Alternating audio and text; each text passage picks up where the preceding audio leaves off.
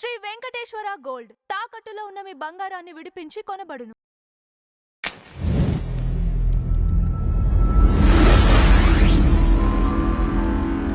పల్లెడు గ్రామంలో ఒక ఆల్మోస్ట్ ఒక ఫ్యామిలీ మొత్తాన్ని వెలేశారు. ఓకే. ఏది ఒక రూ. 1000 చందా కట్టలేదని చెప్పేసి. ఓకే. అసలు ఒక పక్కన మీరందరేమో కొంతమంది అందరూ కలిసి హిందూ రాష్ట్రం కావాలని చెప్పేసి మీరు పోరాడుతుంటే, ఈ చిన్న వాళ్ళ దగ్గర ఇంకా వివక్ష చూపిస్తా ఉంటే, ఇది ఇంకా ఎప్పుడుకి పోతుంది? వీటిని ఎప్పుడు కట్టడి చేయాలి? ఎవరు కట్టడి చేయాలి? ఇక్కడ మీరు ఒక మాట అన్నారు. హ్మ్. మీరందరూ హిందూ రాష్ట్రం గురించి ప్రయత్నిస్తుంటే ఇక్కడ ఈ వివక్ష చిన్నవాళ్ళ మీద చూపిస్తున్నారని. ఇది వివక్ష అంటానికి లేదండి. ఇది కొంతమంది వ్యక్తుల స్వార్థంతోటి వచ్చిన ఆలోచన. ఇలాంటివి ప్రతి మతంలో కూడా జరుగుతూ ఉంటాయి. ఈ రోజున పాస్టర్స్ వీడియోస్ మీరు చూస్తూనే ఉండుంటారు. దశంభాగాలు ఇవ్వకపోతే మీకు కష్టాలు తీరవు, అప్పులు తీరవు, మీరు రోగాలు పాలైపోతారు, మీ కుటుంబ సభ్యులు చచ్చిపోతారు. ఇట్లాంటివన్నీ చెప్పి మాయలు చేస్తా వాళ్ళ అట్లాంటి బెదిరింపులే. సో వాళ్ళు ఒక రకంగా చేస్తుంటే వీళ్ళు ఇంకో రకంగా చేస్తున్నారు. ఇప్పుడు ఈ తప్పుని ఎవరైనా సమర్థిస్తున్నారా? ఎవరు సమర్థించట్లా. మేమైతే 100% ఖండిస్తున్నాం. అది కల్లడి గ్రామంలోనే కాదు, ఎక్కడ ఏ మూల జరిగినా కూడా విగ్రహాన్ని పెట్టుకోవటం అనేది ఒక కొంతమంది సమూహం యొక్క ఆసక్తి. ఈ విగ్రహాన్ని బహిరంగంగా పెట్టుకుని ఆరాధన చేయటం అనేది నాడు బాల్ గంగాధర్ తిలక్ గారు ఒక సదుద్దేశంతో ప్రారంభించారు. ఇప్పటికీ కూడా ఎవరైతే ఆ సదుద్దేశాన్ని కలిగి ఉంటారో అలాంటి వాళ్ళు నిర్వహించే మండపం యొక్క లక్ష్యాలు మనకి స్పష్టంగా తెలుస్తూ ఉంటాయి. కానీ కొంతమంది విగ్రహాన్ని అక్కడ ఏర్పాటు చేసి దాని మీద బతికేద్దామని చూస్తూ ఉంటారు. సంవత్సర కాలం అంతా బతుకుతారంటే కాదు, కొంతకాలం బతకడానికి అయితే ఆ డబ్బు కూడా ఉపయోగపడుతుందిగా.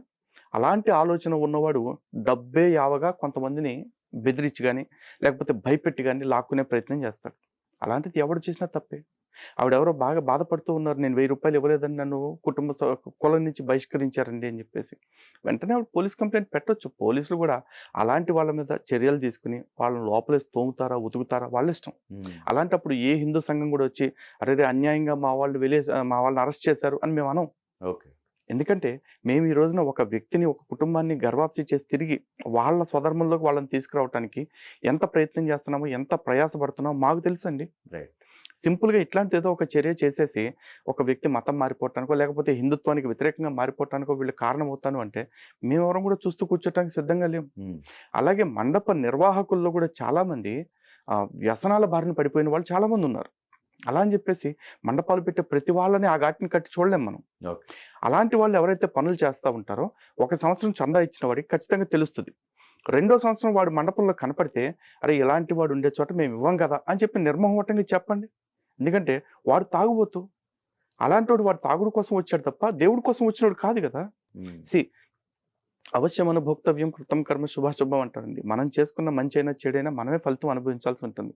అలాగే ఎవడైనా మంచి ఉద్దేశంతో మండపాలు పెడతా ఉంటే వాడిని ఎంకరేజ్ చేయటం మనకి ఎంత అవసరమో, ఎవరైనా మంచి ఉద్దేశాలు లేకుండా మండప కార్యకలాపాల్లో ఇన్వాల్వ్ అవుతూ మండపానికి తద్వారా దేవుడికి ధర్మానికి కూడా చెడ్డ పేరు తెచ్చేవాళ్ళు ఉన్నారనుకోండి, అట్లాంటి వాడిని నిర్ద్వందంగా తోసిపుచ్చేయాలి, మనం ఖండించాలి. ఈడుంటే నేను నయా పైసా ఇవ్వను అని చెప్పాలి.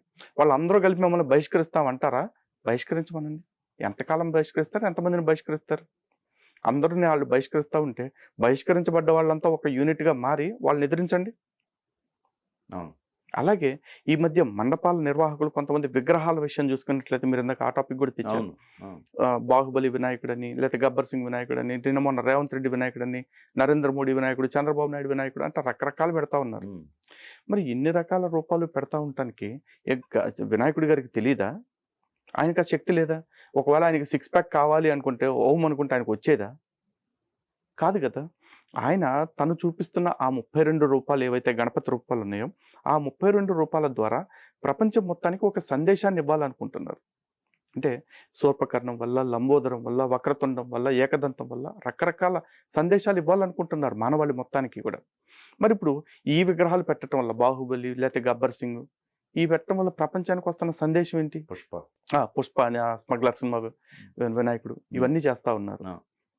ఏంటి దానివల్ల వచ్చే సందేశం ఏంటండి? అండ్ నిజంగా భగవంతుడే కనుక ఫ్యాన్సీ డ్రెస్ వేసుకోవాలి, 6 ప్యాక్ కావాలి అనుకుంటే ఆయనకి సెకండ్ పని మీరు ఆయనకి ఇచ్చేదేంటి? ఈ ప్రపంచంలో ఉన్న ప్రతిదీ ఆయన మనకిచ్చిందే కదా. సో మండప ఏర్పాటు చేసేవాళ్ళు విలక్షణత పేరుతోటి విశృంఖలత్వానికి పాల్పడతా ఉన్నారు. అలాంటి వాళ్ళు ఎవరైతే ఉంటారో అలాంటి వాళ్ళకి నయా పైసా చందా ఇవ్వకండి. ఎవడన్నా వెలేస్తాము, తొలేస్తాము అని చెప్పేసి నాటకాలు వేస్తా ఉన్నారు అనుకోండి, నిర్దాక్షిణ్యంగా పోలీస్ కంప్లైంట్ ఇవ్వండి. కాదు, కూడదు అని చెప్పేసి ఇళ్ల మీదకి వచ్చి బెదిరిస్తా ఉంటే మీరే 10 మందిని కూడుకుని ఇరగదన్నండి పడేసి. అసలు డీజే సాంగ్స్ విన్నారా మీరు? డీజే సాంగ్స్ అవి కూడా కట్టడి చేయమంటున్నారు. చూస్తున్నానండి. అసలు నిమజ్జనం తీరులో కూడా చాలా దారుణమైన బిహేవియర్. గతంలో ఎప్పుడూ లేనంత నీచంగా ఈ సంవత్సరం చాలా మంది చేశారు. ఎందుకు జరిగిందో మాకు అర్థం కావట్లా. దీని మీద ఖచ్చితంగా హిందూ సమాజం కూడా ఒక అంటే ఎగ్జామినేషన్ చేసుకోవాలి, అబ్జర్వేషన్ చేసుకోవాల్సి ఉంటుంది, Okay. పునఃపరిశీలన.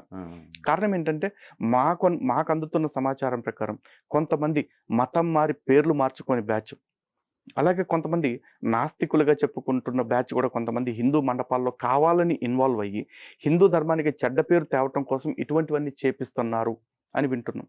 ఇందులో 10 మంది హిందువులు ఉండి ఒక ఇద్దరు అన్ని మతస్థులు లేకపోతే నాస్తికులు ఉండొచ్చు. ఓకే.